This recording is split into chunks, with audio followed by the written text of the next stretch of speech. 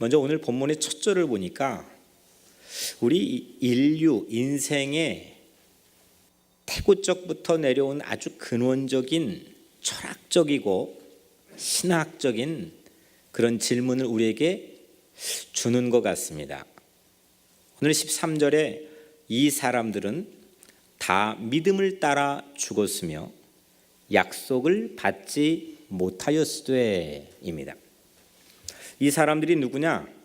히브리서 11장 믿음의 장으로 잘 알려져 있죠. 믿음의 선열들, 선조들 5명을 이 본문 위에 소개하는데 아벨, 에녹, 노아, 아브람, 사라. 이름만 들어도 정말 쟁쟁합니다. 오늘날 살아가는 현대인들조차도 이 이름을 자기 이름으로 지을 정도로 정말 오랜 역사 속에서 막강한 영향력을 미쳤던, 정말 그 사람 실제 살았던 삶의 모습은 어떠했을까? 정말 궁금할 정도로 어마어마한 그런 이름의 가치를 가지고 실제 그런 인생을 살았던 5명을 소개합니다. 이 사람들은 다 믿음을 따라 죽었으며 약속을 받지 못하였으되. 그런데 한 가지 불상사가 이 문장 안에 숨겨져 있습니다. 이 5명을 소개하는데 이 5명이라는 인생의 평가를 이렇게 첫 문장에 넣어놓는데, 이 사람들은 믿음을 따라 죽었지만 they were not receive. 그들은 receive 하지 않았다. 받지 않았다. 그들에게 약속된 것을 실제 그들의 삶 가운데 죽는 순간까지도 받지 않았다. 여기에서 뭔가 좀 꼬이기 시작합니다. 이렇게 쟁쟁한 이름의 파워를 가지고 살았던 삶이라고 한다면 뭔가 이렇게 좀 포뮬러, 이게 공식이 있으면 좋겠고, 이렇게 살면 이렇게 가고 또 이런 것들을 얻을 수 있고 여기에 도달할 수 있겠다라고 하는 룰이 있으면 좋겠는데, 하나님을 믿었던 사람, 또 그 안에서 정말 믿음이 충실했던 사람 이 5명조차도 좀 뭔가 우리를 아리송하게 합니다. 그 인류 안에 담겨있는 근원적인 질문은 이런 겁니다. 의인이 받는 고통, 고난, 이유 없이 설명할 수 없는 우리 인생 안에 의인이 가지고 있는 죄에 대한 보상이 아니라 믿음을 가지고 의롭게 사는 사람들이 가지게 되는 설명할 길이 없는 그런 고난과 고통, 믿음을 따라 죽는 순간까지도 그들이 희망하고 바라고 소망했던 약속을 receive 하지 못했던, 좀 이 문장을, 이 구절 성경 말씀을 읽으면서 좀 괜히 제가 억울해졌습니다. 이럴 수도 있나?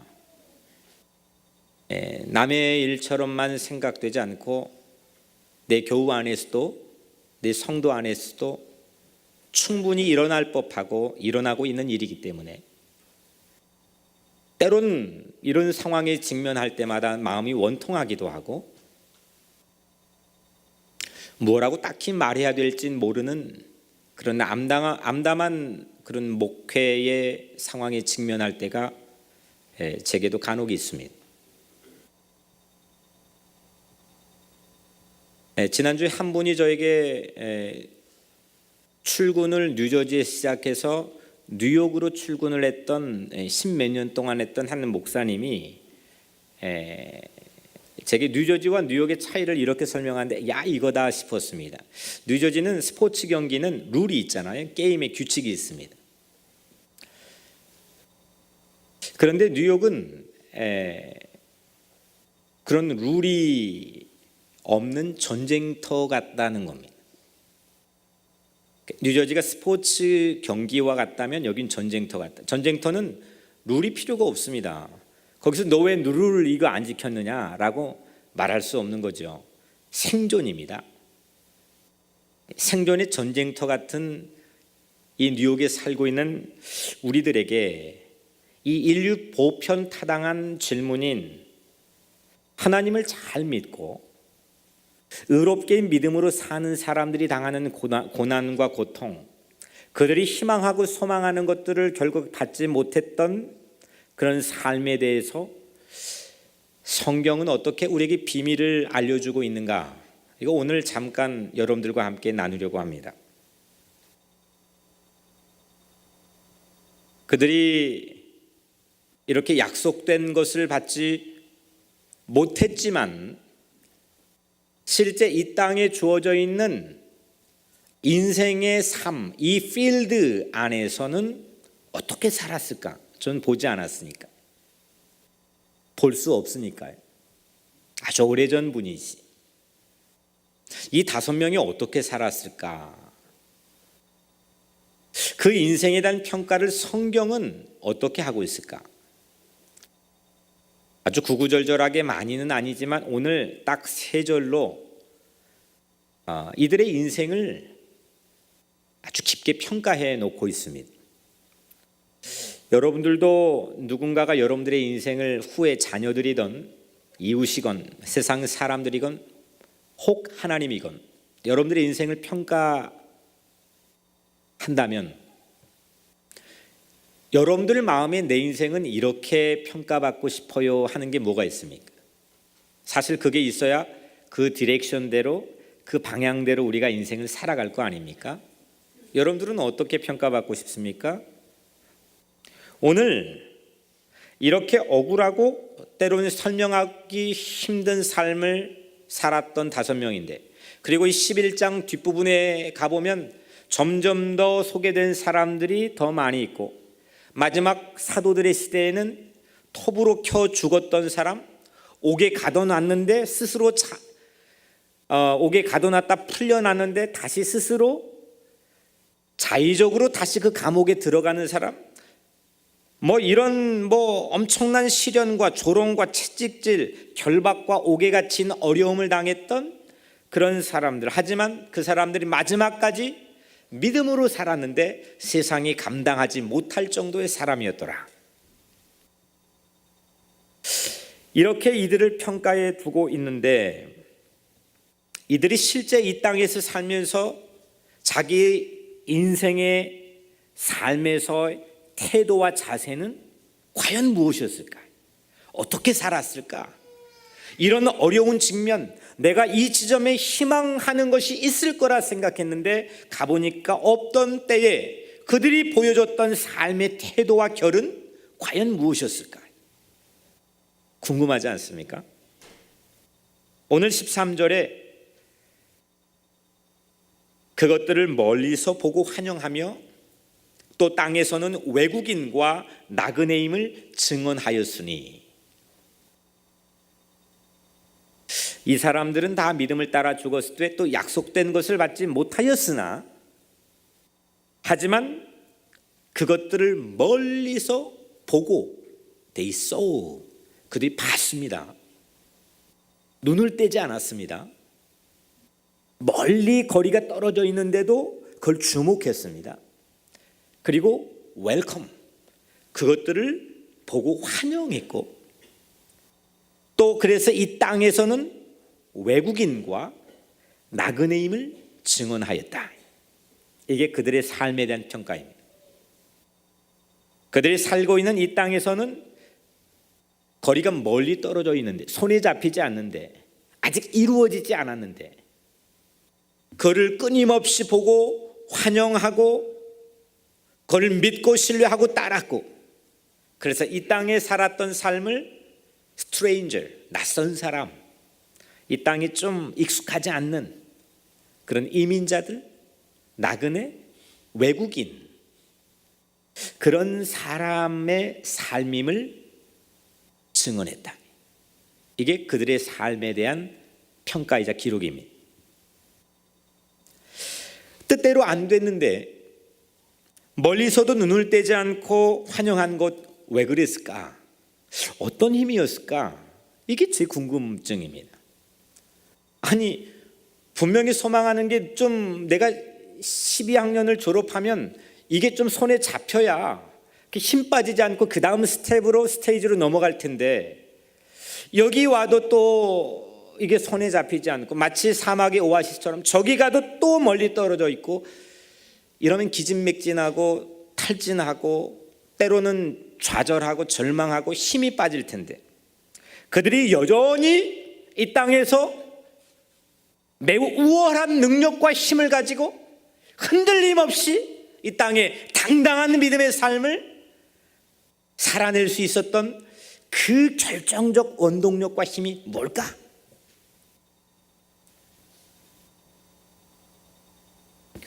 그 열쇠가 오늘 14절에 그들이 이같이 말하는 것은 자기들이 본향 찾는 자임을 나타냄이라.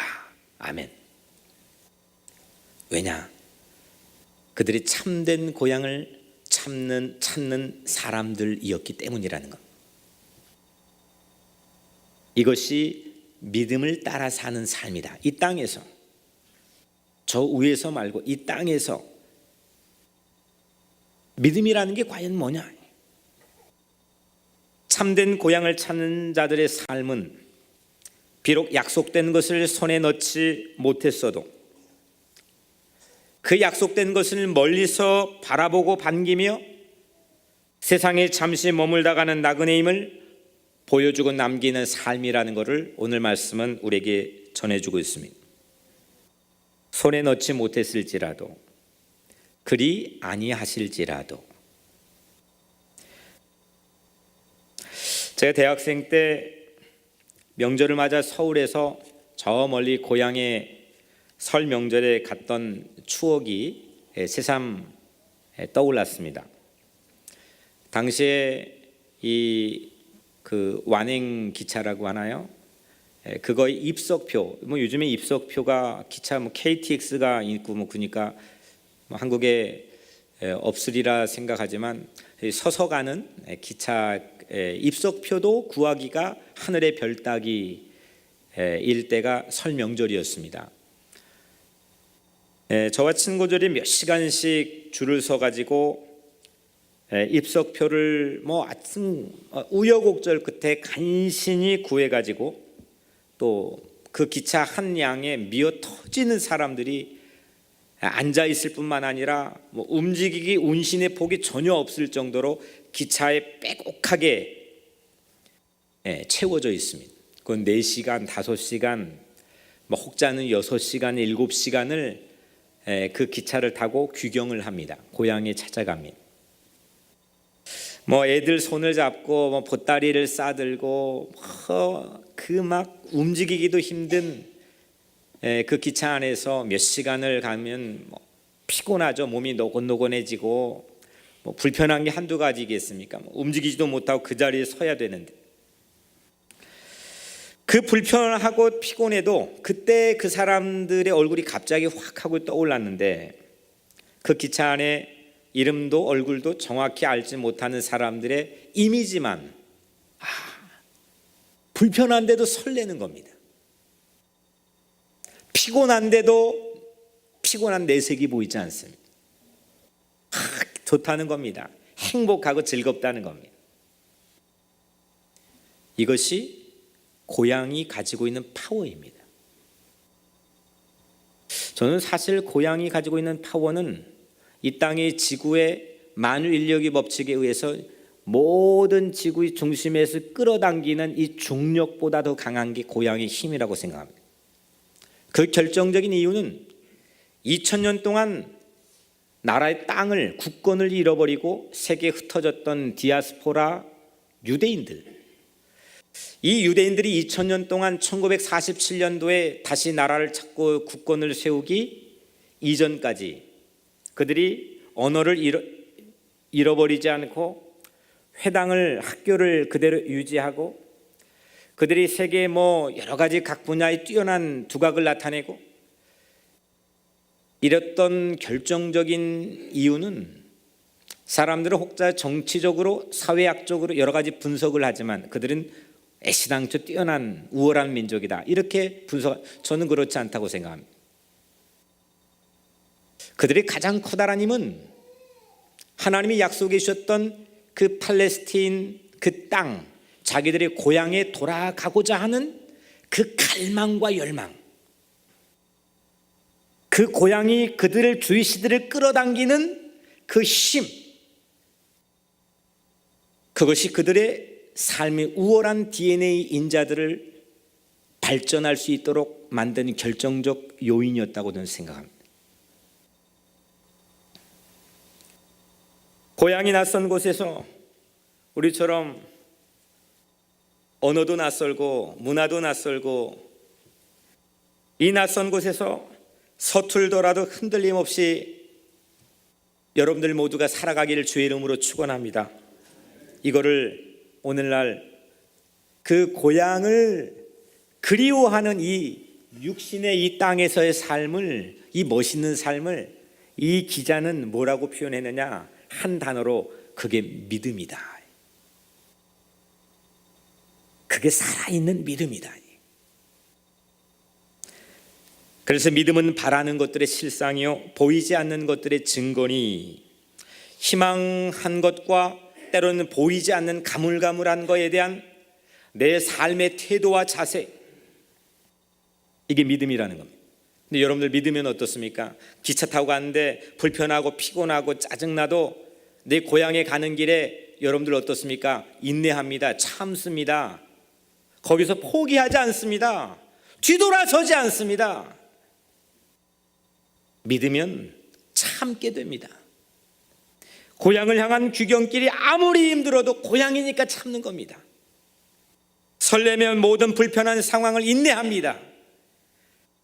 그런데 우리들의 고향은 이 땅이 아닙니다. 하나님의 자녀는 고향이 다른 사람들인 걸 믿으시길 바랍니다. 천국이 우리의 고향이지요.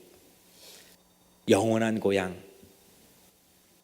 요한계시록 7장 15절 17절에 하나님 보좌 앞에 있고 또 그의 성전에서 밤낮 하나님을 섬김에 보좌에 앉으신 이가 그들 위에 장막을 치시리니 그들이 다시는 줄이지도 아니하며 목마르지도 아니하고 해나 아무 뜨거운 기운에 상하지도 아니하리니 이는 보좌 가운데 계신 어린 양이 그들의 목자가 되사 생명수샘으로 인도하시고 하나님께서 그들의 눈에서 모든 눈물을 씻어 주실 것임이니라.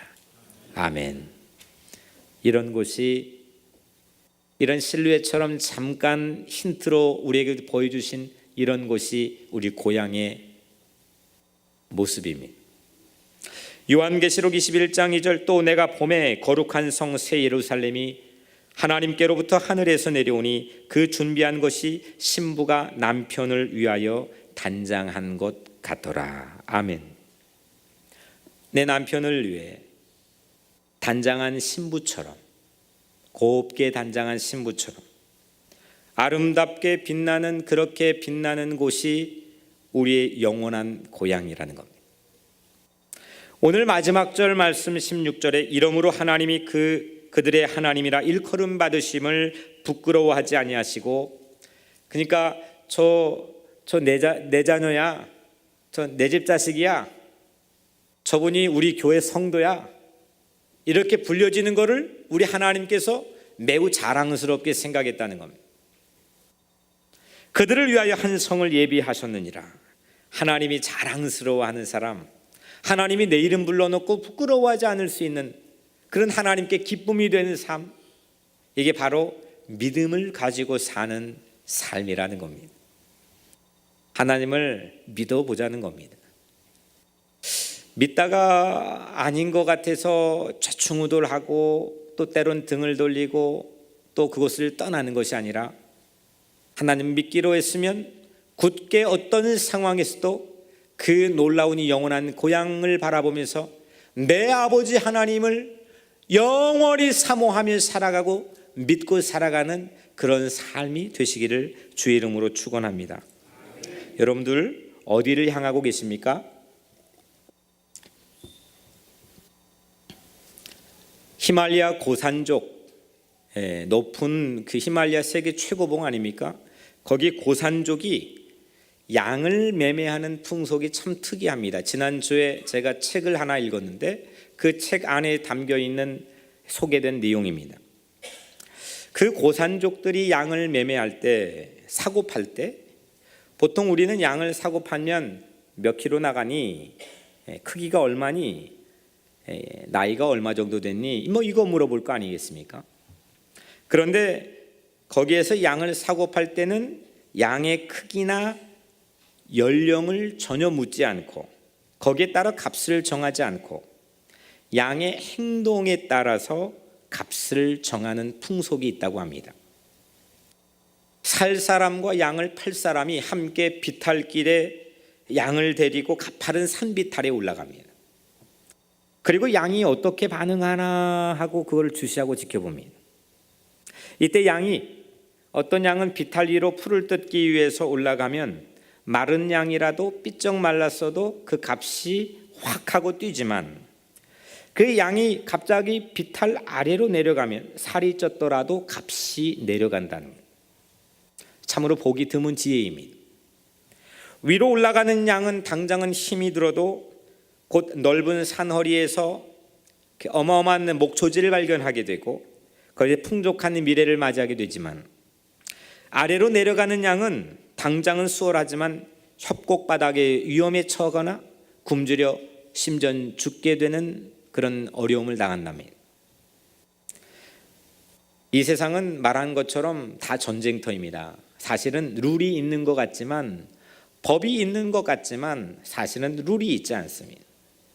규칙이 있는 것 같지만 사탄이 소나기에 놀아나는 이 세상의 많은 모습들이, 죄악 속에 살아가는 우리 각자의 삶이 룰이 없는 전쟁터 같은, 생존해야만 되는, 살아야만 되는 그런 절박한 삶의 자리에 우리는 살고 있습니다. 하지만 하나님께서는 그 사탄의 손에서 우리를 값을 주고 사버렸습니다. 그리스도의 십자가의 보혈의 공로로 우리를 사신 걸 믿으시길 바랍니다.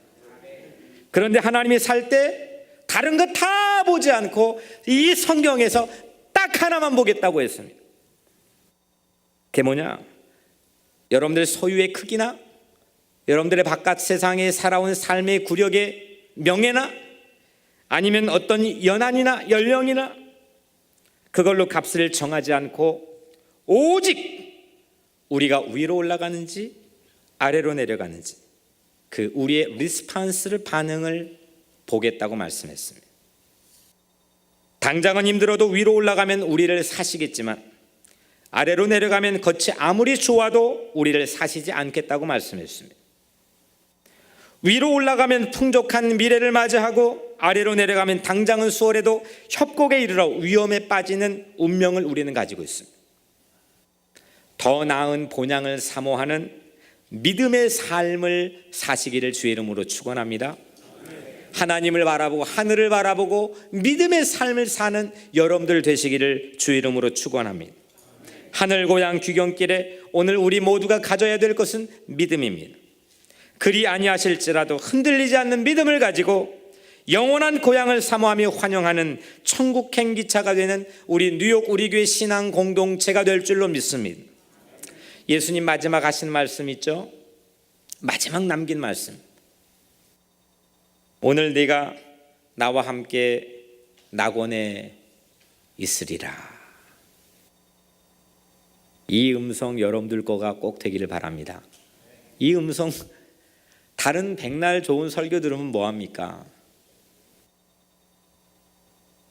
십자가 곁에 예수와 함께 매달린 두 강도 중 하나는 위로 올라갔고 하나는 그 마지막 기회조차도 상실한 채 아래로 내려갔습니다.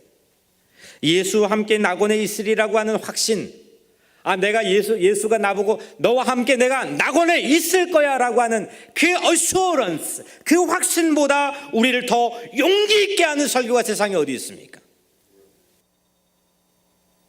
세상이 여러분들 위로하고 용기를 주고 세상이 여러분을 지혜롭게 어떤 말이 할지라도 이보다 더 우리를 과감하게 하고 용기 있게 만드는 메시지가 세상에 또 어디 있습니까?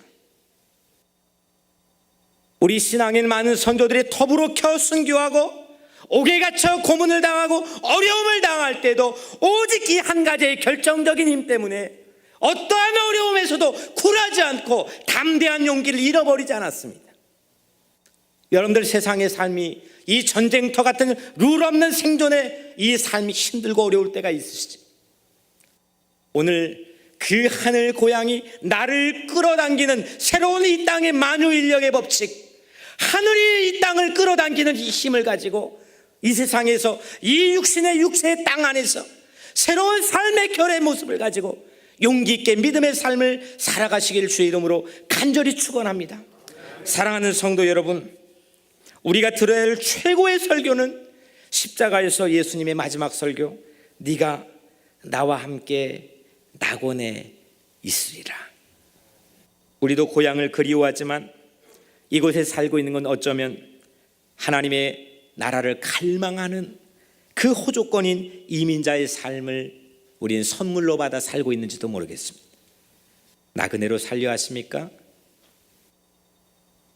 정착민으로 살려 하십니까?